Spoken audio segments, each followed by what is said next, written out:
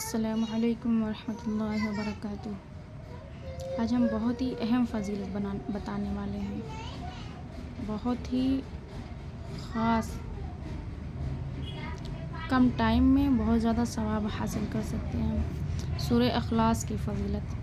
حضرت ابی بن کعب رضی اللہ تعالیٰ عنہ سے روایت ہے کہ مشرکین نے کہا، یا رسول اللہ صلی اللہ علیہ وآلہ وسلم، ہمیں اپنے رب کا نسب بتلائیے۔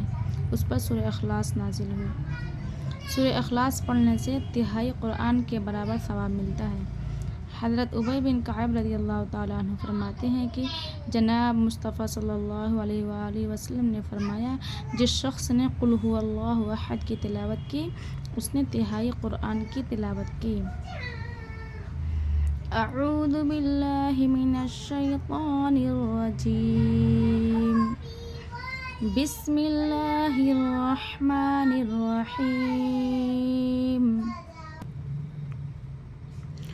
قل ھو اللہ احد، اللہ الصمد، لم یلد ولم یولد ولم یکن لہ کفوا احد۔